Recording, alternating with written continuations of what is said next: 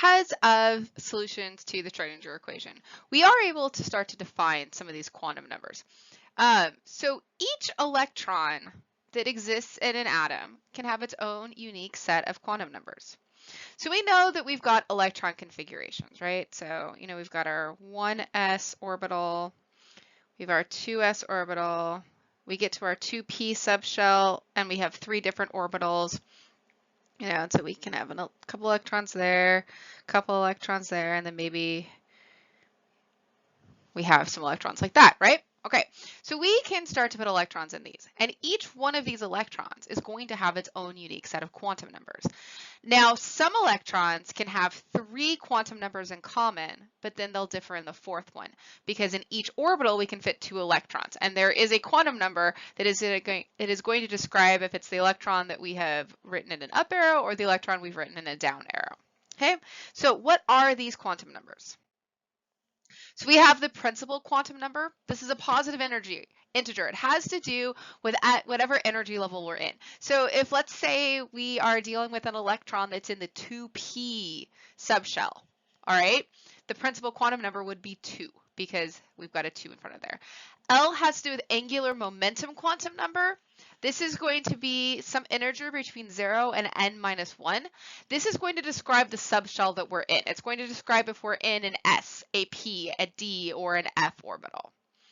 M sub L, we get a set of numbers between negative L to positive L. And so in something like an s orbital, where we're going to have an L of 0, our M sub L is also only 0. We only have 1 orbital for s. But P ends up having an L value of 1. And so if my M sub L can be negative 1 up to positive L, or negative 1 up to positive 1, I can get negative 1, 0, positive 1. That's 3 numbers. And how many orbitals do we have in our P subshell? We have 3. And then we have our spin quantum number, the positive 1/2 or the negative 1/2. That's just going to describe, did we draw an up arrow or did we draw a down arrow? All right. So again, N, principal quantum number. This is just an integer describing that energy level. So, if I have a 2p, N equals 2. Okay, that one's fairly straightforward. All right, L. This is going to let us know the type of subshell. So if our N is 1, okay, if L is 0 to N minus 1, well, 1 minus 1 is 0. So for an N of 1, we can only get an L of 0. All right, and our different L values correspond to the subshells we can get. And so we can only get an S for an L value of 1. And if you recall, when you write electron configurations, well, in energy level 1, in period 1, we only get the 1s orbital. Now when we get to 2, we can have 0 and we can have 1. So I can have an S and I can have a P subshell defined by energy level 2. So, and remember, we can have 2s and 2p. When we get to 3, we can have L values of 0, 1, or 2.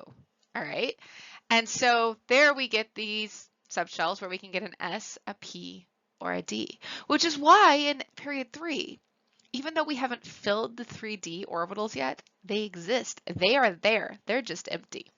Okay, and then for an N of 4,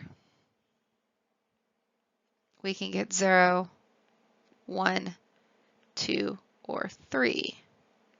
And that's where we can keep going and going and going and going. All right? And so that's where our F orbitals show up, is with energy level 4. So let's take a look here. So like if I have N equals 1, so at N equals 1, so this is period 1.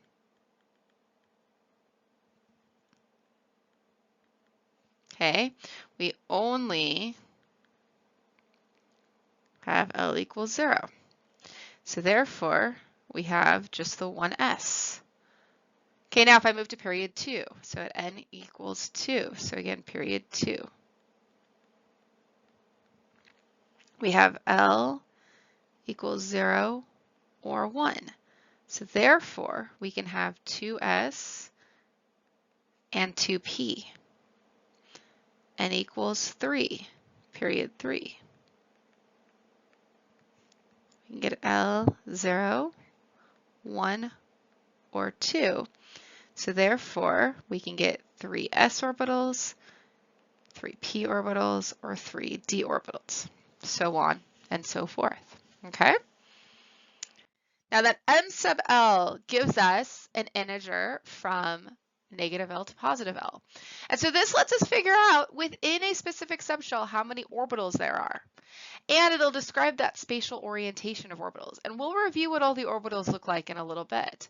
But if you remember, S, we just have that sphere. But P, we get those dumbbells. And we get them in 3 different spatial orientations. Okay? So let's take a look here. So for L that equals 0, m sub L can only equal 0. So s orbitals only have 1 spatial orientation. Therefore, only 1 s orbital. Okay, and that's our nice spherical orbital there. For L equals 1, we can get an m sub L of negative 1, 0, and positive 1. Okay, so we have, there are 3 orbitals in the p subshell.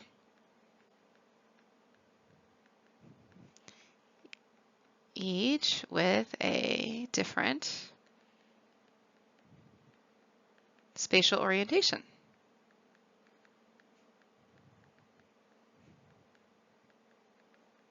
So we can get one that way, one that way.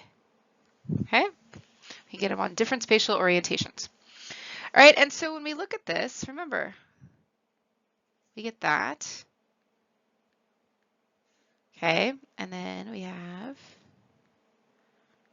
that for 2p. And so if I'm looking at m sub L,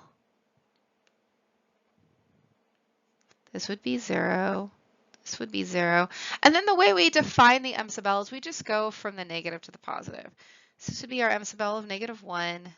The one in the middle would be our m sub L of 0. And the one off to the right would be our m sub L of plus 1. Okay? All right, and then n sub s can only be the positive or negative 1/2. And so remember, we have the rule where we can only put 2 electrons in each orbital, and each electron has to have an opposite spin. All right, and so if I go back to the example that I gave on that first slide,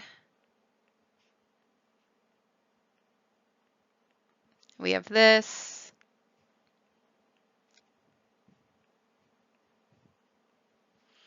Okay, if I look at this electron right here, okay, my m sub s would equal the positive 1/2 because it is facing up.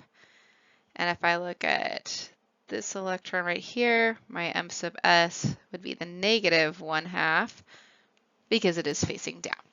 Okay, and so if I were to look at the blue electron, I would have an n that equals 1, an L that equals 0, an m sub L that also equals 0, and an m sub s that equals positive 1/2.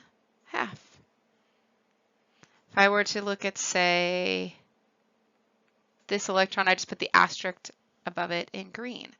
I'd have an N of 2, an L of 1, an m sub L of positive 1, and an m sub s of positive 1/2. Okay? All right, so our quantum numbers, again, as we build up and we go to different periods and we get different energy levels, we start to see more sublevels appear because now we end up with more potential L values, and within those potential L values, we can have a greater potential of M sub L values. And so within our given subshells, we start to see more individual orbitals with different spatial orientations. All right, so that is our introduction to quantum numbers.